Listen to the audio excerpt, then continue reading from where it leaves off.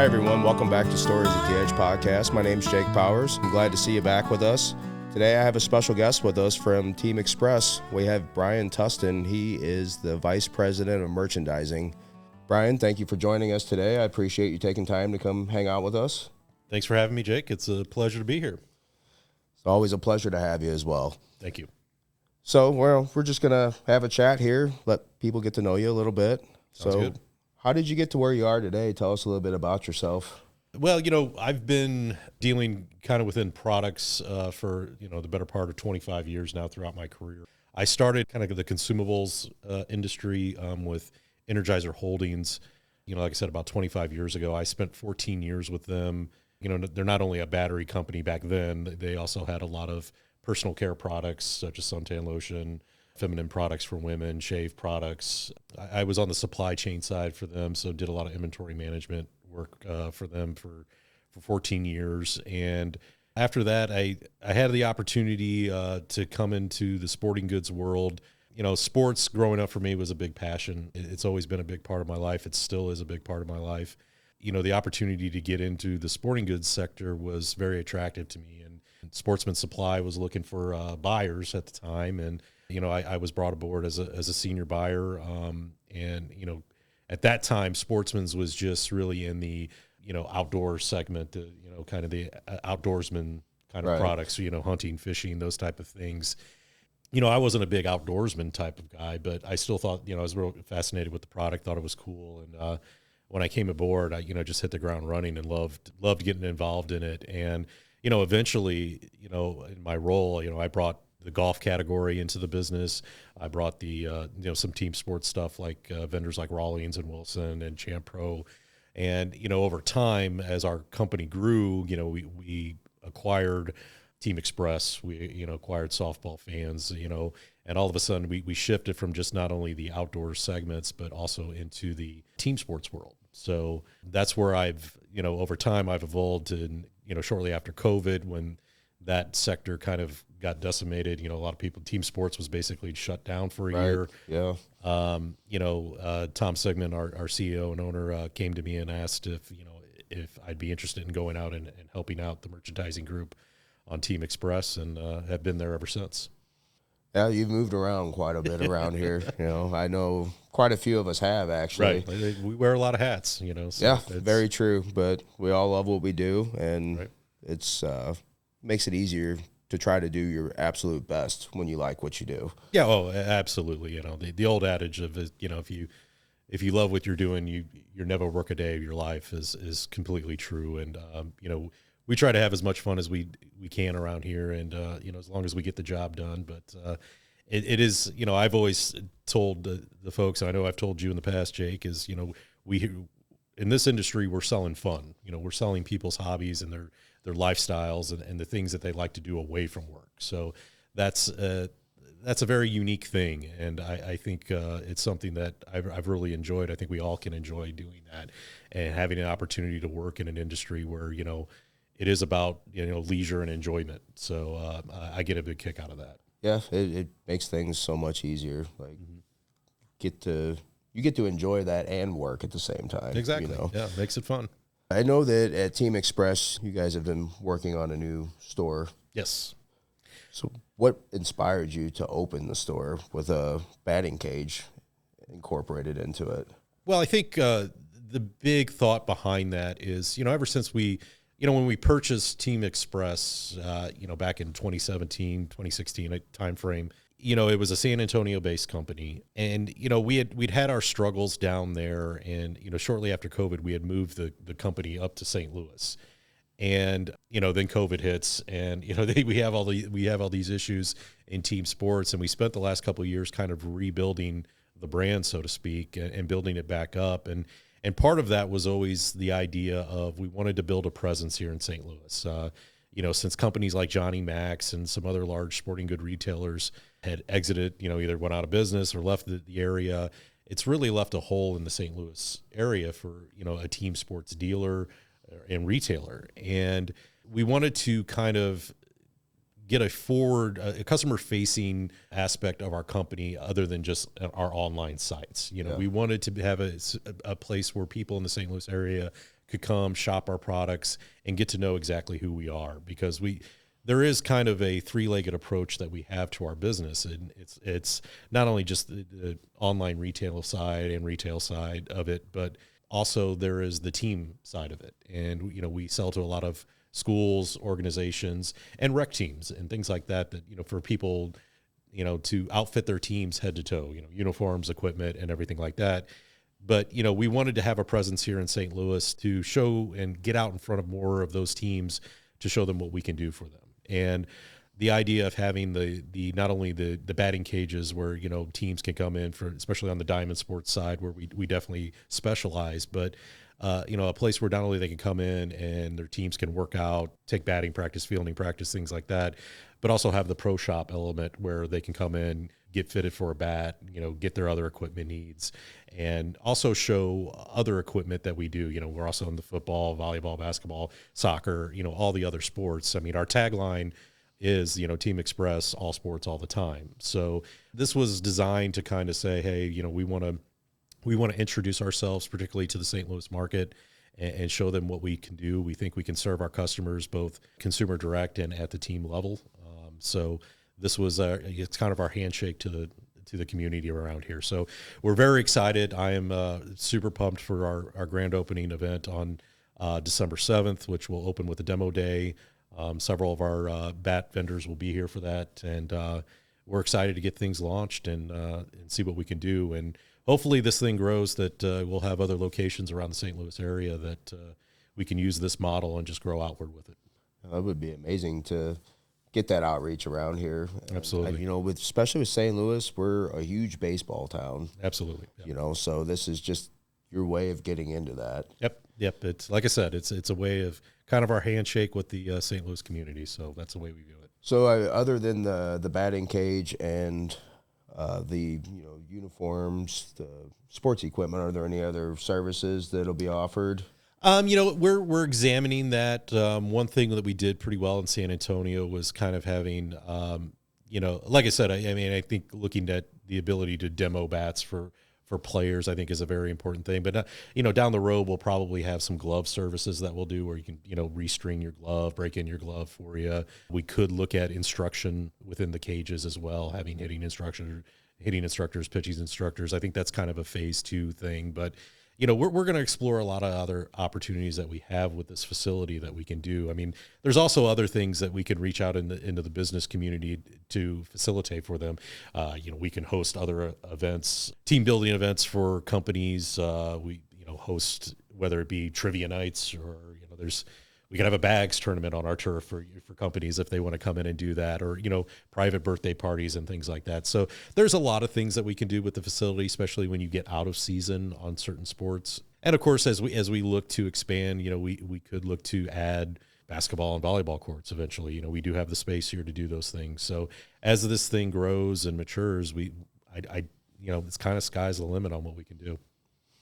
Well, that sounds amazing as well, huh? Yeah. I mean, it's an exciting venture. I think it's the big thing, since I've joined the company, it's probably the thing that has gotten me the most excited. So we're really looking forward to it.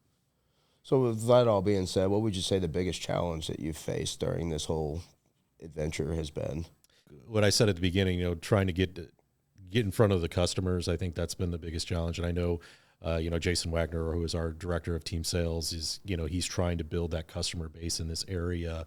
And it's tough to get in those doors sometimes, with those teams and schools and organizations that, a lot of them, are not really comfortable with change, regardless if it's good for them or not. Right. So, you gotta have that ability to show and have that opportunity to show customers, whether it's, just the regular consumer direct or, a team or an organization, what you can do. And, that's always a challenge to get in front of them and have that opportunity to do that. So that's what we're trying to build with this. And, while it's a challenge, it's also a great opportunity for us. So and that's what we're ready and willing to do, is take that challenge head on. And hopefully as we grow over the next couple of years, we can bring a lot more people into our family. I'm confident that we will. Yeah, We have absolutely. a great team at work behind all of this. It's a good group. Yeah, they work very hard at what they do. Yep. Through your local store, you mentioned you want to reach out to these teams and the local community. Are there any other things that you plan to do for them, like any special events or programs or? Yeah, definitely. We're going to look, this first one that we're having a kickoff is a more broader approach, but yeah, I mean, we'll definitely reach out to not only existing customers, but, other potential customers that we can invite to have in for special events. We may, both private and public events is what we're looking to do for both the consumers in large and for other potential teams and organizations that we could do some things for. So we plan on inviting people in. Like I said, it's an opportunity and it's a platform that we can use to show customers what we can do for them and the services that we offer. So that is definitely going to be a big part of it moving forward. Look forward to it. Yep. I know you've mentioned that sports are a big passion of yours, have been for a long time. So what would you say about working in the sporting goods community other than the fact that you're working with your passion? What's your favorite part about that? The people and the relationships that I've built over the years is, I've met a lot of friends doing that. Friendships that I've made in, across the various categories with and met through a lot of the networking has been probably the funnest part and most rewarding part of it. And also helping people out that, are looking for stuff. And maybe, and through this job, really more than anything else, I was asked to kind of run my son's junior football program. And part of it, I joined that board in the first place, or was asked to join the board because, of my connections through sporting goods and things like that, and, and getting equipment and uniforms for the program. And then about a year into it, they asked me to take over as the head guy in it. So, but that was a very rewarding thing. And, that was something I probably wouldn't get an opportunity to do if I wasn't doing what I do, And so that's been a big rewarding thing. And I think that was one of the favorite things that I've had happen over the last few years is getting to work with the kids, and seeing their faces when you can, when we put together a new uniform, we put together custom uniforms for them. And not only that group, but I've done it with other, because through word of mouth and people have gotten to know what we do. I have parents that always approach me, oh, hey, I got my daughter's softball team, or I have my son's soccer team. Could you do some uniforms? And then, we get with the creative team and we, put together a uniform. And when we, kind of do the jersey unveiling for them, the look on their faces, that's the rewarding part is to see, when you get a text from a buddy of mine, his daughter's soccer team, they did a team picture at the end of the year and a video of all the girls together, and they said, like, all at once, they said, "Thank you, Brian." And it was like it was kind of a cool thing to have that happen. But that's kind of the rewarding part of the job, is because when you're working with kids and organizations like that, and seeing them succeed and look good doing it, that's a big part of it. So that's a big rewarding part. And like I said, when you're already passionate about sports, and then you can help kids grow and develop in that. It's a very rewarding thing. Yeah. Yep. I know that whenever teams are getting their new jerseys, it's always that they're so excited to see it, and then they finally go, oh, this is awesome, just I can imagine, how it makes you feel to see that. Yeah, it's crazy how the evolution of uniforms and accessories that kids wear in sports. Yeah, the drip, so to speak, is a big and important thing, and how kids not only that you have the uniforms, but how they differentiate themselves with gloves and whether it be just armbands and sleeves and things like that. It's a whole thing now. So it's very important not only how you play, but how you look when you play. So it is. If we can help people do that and help these kids look at their best, that's what we do. What are some of your favorite sports or activities? As far as what I like to do, I'm a big. I love to golf. That's my big one now. I mean, growing up, I played a lot of team sports, but as I got older, and you slow down a little bit, the one sport that I really gravitated to was golf, and I find it relaxing and enjoyable thing to do, and challenging thing to do. It is a challenging sport, so it's not easy to play. No, it can be frustrating at times, but I've learned as I've played it. I've been playing for the better part of 10, 12 years now, and I've found it's just the best to not get mad about it and just enjoy your time out there, because playing golf is probably you'd rather be doing that than a lot of other things. So I do get a lot of fun out of that. I wish I could play more, but most of the time I'm very busy. But growing up, I played a lot of soccer actually. Growing up, played a lot of soccer, a lot of basketball, and baseball. And I dabbled in football. I probably didn't play football until I was in my freshman year in high school. And found out I probably wasn't ready for that action. I played on a very good team, and like I tell people now, my son now is, he's 13 years old. And I tell when he was 10 or 11, he was already a better football player than I ever was. So, I like I said, I enjoyed sports. Now, I follow the Cardinals and Blues pretty close as much as I can, and obviously the NFL and college football as well. Those are probably the big passions of the professional sports and college sports that I follow the most. But it's kind of a little down for the Blues and Cardinals right now, but obviously here with the Kansas City Chiefs and their success, it's been a lot of fun to watch them. Yeah. Missouri football has been pretty good here in the last couple of years, so we get a kick out of watching that stuff. My son's obviously really into it, and my poor wife, she kind of goes along with us for the ride. So, but she enjoys it as well. So, she was a basketball player growing up as well. So it's kind of ingrained in our family, and but it's something that we enjoy a lot. That's great that this brings you together with your family as well. 100%. It just goes to show anything that you can really get into. There's a way that you make connections, you build relationships, and it just translates to your family as well. We all pass down what we like, and if our kids take to it, great. If not, then you find what.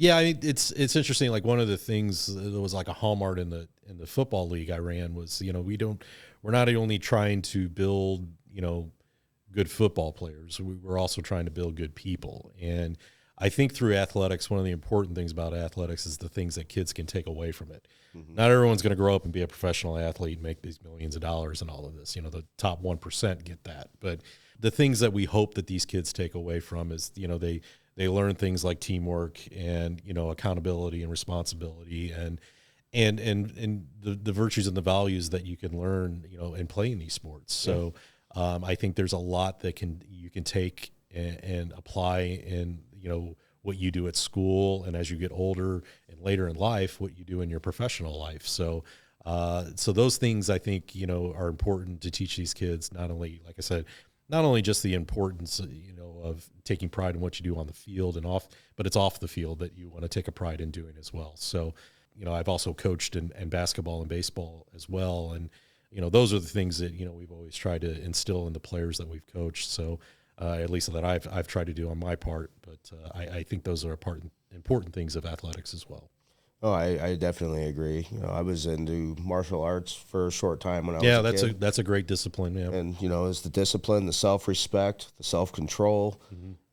You learn that with any sport that you play, right. And it's a good value to teach, and it allows these kids as they grow to become a better person as an adult. Yeah, absolutely.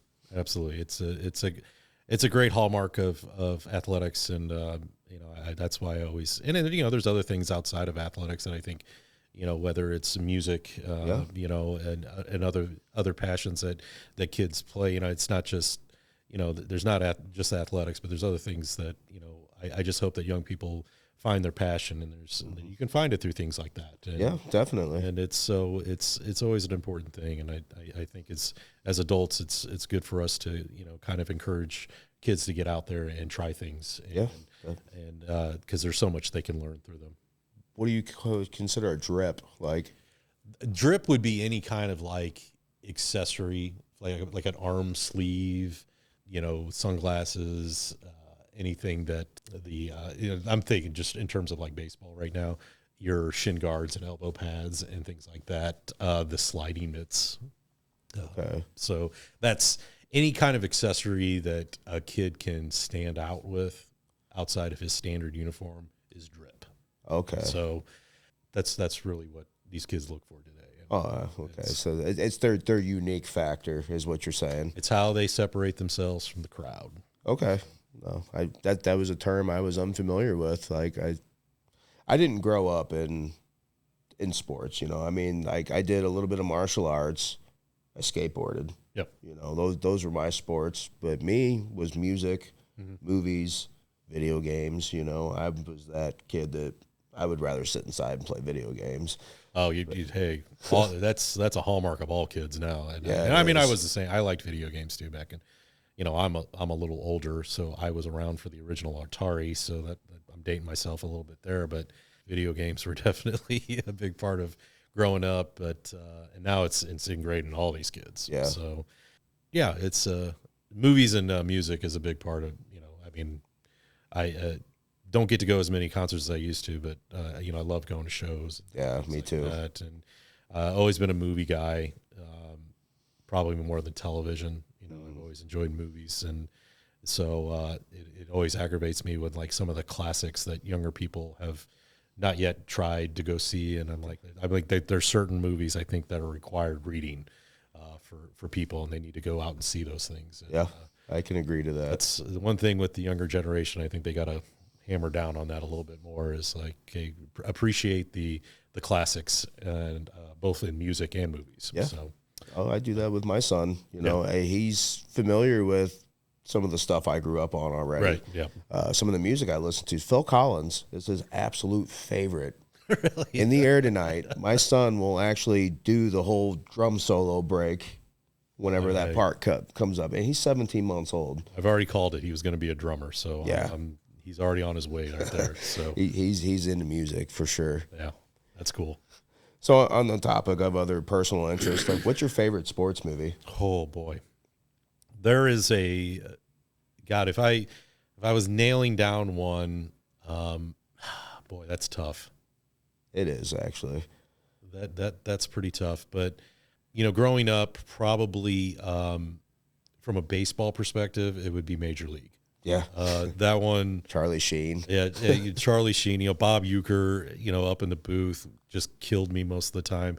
But that movie was just hilarious at the time. It's still I mean, you talk about, you know, when my son got a little older, obviously, we let him watch that. And that was one he liked. Yeah. I mean, that was an older movie that he did like. That one probably from overall is probably my favorite, probably the one I quote the most, you know, and so it's probably that one. There's others too, like, you know, being a big hockey fan, Slapshot, of course, was a classic, you know, Caddyshack from the golf side, you know, but probably I'd have to say Major League was my favorite. Yeah, I think the Major League's it's an awesome movie. Right. You know, I grew up watching that too. I would have to say my favorite sports movie is actually Youngblood. Oh yeah, that's another great hockey movie. Patrick Swayze and Rob Lowe playing hockey. Yep, I remember there was a couple St. Louis Blues that were in there. They were kind of extras on it. Peter Zezel was a former Blue that was in that movie. Paul Cavallini was in that movie. So they used actual hockey players, mostly for the extras. But yeah, I love that movie growing up too. That's a good call out, Jake. I like that one. Thank you. No. So on the sports accessories side, what do you believe the hottest strip of 2024, 2025 is or will be? That is a great question. There's a few things that are coming. I think currently right now, one of the things that a lot of the guys, and particularly from a baseball side of things, is the sliding mitts. I still think those are like, because now they're really getting into differentiating things on the. There's a lot of different brands out there now that are doing different things with the sliding mitts. That's the one, you know, I call them oven mitts, but that's the one I think a lot of kids have. Some of the kids don't really even use them. Most of the kids are taught to slide feet first, but every kid's got a sliding mitt now. And that's, you know, this past year, definitely that's been a big one. Going forward, one thing to look at, and I don't even know if these are going to be legal because I know some umpires don't like you to have a lot of you know, things hanging off your uniform and stuff that could be distractions. But some people are kind of going with these towels that can kind of hang out your back, kind of like the football towels, but it's kind of going to be something for baseball. Okay. That's something to look out for. Again, you run into the wrong umpire, he might tell you to take that off. But generally speaking, I think the oven mitts have been a really hot thing in the arm sleeves. Every kid seems to have an arm sleeve now, and whether it's a compression sleeve or not, just they're going to put one on. Yeah, so, I seem to notice that too. Yeah. But yeah, those I think are the big things, and again, you're going to see, I think you'll continue to see the very bright colors going forward. The powder blues, the pinks, the mint greens, things like that have been very popular over the last year. And anything, I think, with those type of colors on it, again, that makes athletes stand out, they're going to gravitate to. So, and, we've seen that even with the manufacturers and how the colors they use on their bats and in the gloves now is the glove evolution has totally changed where, it's no longer just the standard, tan and leather and black and things like that. Now you got every color under the sun that they're using and different designs and splatter colors and things like that. So you're going to probably continue to see that. That's going to continue to evolve, I think, over the next couple of years. And we'll see what comes back around, but as things often do. But right now, the bright colors that make kids stand out, that's what sells. Yeah, I can see it too. Mm-hmm. The last question I have for you is, what's your pump-up track? Oh, boy. There's probably a few over the years. I always lean towards like AC/DC Thunderstruck. That's a good one. That's a good one. I think that's a classic sports. Like, you could put it on. You can put it in any video, whatever, and it's going to get people going. And you don't have to like them. Most of the people, the young guys, again, this kills me, but a lot of young guys don't know who AC/DC is. Oh, I know. And it's like, then you turn that song on and they're like, ooh. And it's, so I think over time that's always been, if you're, I think it's a required song on any pump up mix that my son has it on his football mix and his baseball mix that he uses, that he listens to before a game. So I think it's one of those ones that just transcends time, and it's always going to be a classic. I agree. No, you can't go wrong with AC/DC when it comes to get pumped up. They're just a fun band. Yeah, they are. And they have their brand of music and they stick to it and they do it very well, and they've been doing it a long time. So. Right. I have to say, for me, it would be anything by Godsmack. Okay. I have a particular one in mind, but for language reasons, I'm not going to say the title. But gotta keep it clean, folks. Right. Yeah, we want to keep this family friendly. I think it's actually a song utilized in UFC. It's another thing I follow a lot of. I like watching the fights, and their music video, it's actually got the UFC, it shows Brock Lesnar walking in and getting in the ring. And I think anything by Godsmack would be what would pump me up. They're one of my favorite bands. I've got their tribal sun about this big in the middle of my back. There you go. So that's Godsmack's a great band. Another one for me would probably be Metallica. I grew up a big Metallica guy. I've been to a lot of their shows. So, Enter Sandman has always been the classic one that you hear from, and a lot of the pump up tapes. So it's or the pump up playlist, I should say. I'm dating myself when I say tapes, but I know what you mean by tapes. I grew up on cassette tapes. Yeah, exactly. The old mixtapes from back in the day. So big Metallica guy, and so it was weird because definitely in the 90s growing up, for me in the 80s and the 90s, it was always it was kind of the inception of heavy metal and hip hop. Were both there. So those were always big things for me, definitely in the 90s. Those two genres were probably the biggest for me, and then kind of alternative rock as well. So a lot of good music came through the 90s actually. Man, it was a golden age. It was definitely. I actually think the 90s were better than the 80s overall. I just think, and from a lot of different genres, there was a lot of genres that grew a lot during that decade, and it's a lot of stuff I still listen to today. Yeah. So, but and I know the young guys, they have a lot of the new stuff that's out there. And there's some good stuff in a lot of the genres that are new that I like as well. So, yeah, like I said, you can't go wrong with Thunderstruck. Nope, not at all. All right, Brian. It's been good talking to you. Jake, always a pleasure, man. Thanks for having me. Likewise. I appreciate you taking the time to sit down with us. No, thank you for having me, guys, and I hope this grows into a bigger thing as well. This is kind of a cool little setup you got here. So. Yeah, me too. We're very excited to get this going. We're only 2 episodes in, but we did pretty okay with the first one. And yeah, I hope I don't set you guys back any, but again, thanks for having me, and best of luck with this meeting. Thank you. Thank you, everybody, for joining us today. We appreciate you being here with us. But before we go, we'd like to show you one of our other brands that we carry here in the Rep family. We have a brand called TKG Sports. We primarily do youth golf and pickleball at the moment, and we'd like to show you some of the new pickleball sets that will also be available in the Team Express store.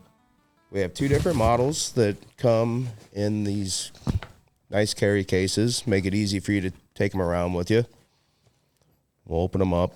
We have a fiberglass model and a carbon fiber model. This one here is going to be your carbon fiber model. They have a thicker core that allow for better control and power more equally. It also comes with 2 of each of the indoor and outdoor ball. And then you also get 2 cooling towels. So you have a whole set to take a friend and hit the courts and get going. Everything you need for a day on the court, right? Everything in one spot right there. And before we go, I will show you the fiberglass model as well. So the fiberglass one is going to be more for your beginners or your people who are just a more casual player. And your carbon fiber is going to be for your more seasoned players or your veteran players. They're both USAPA approved.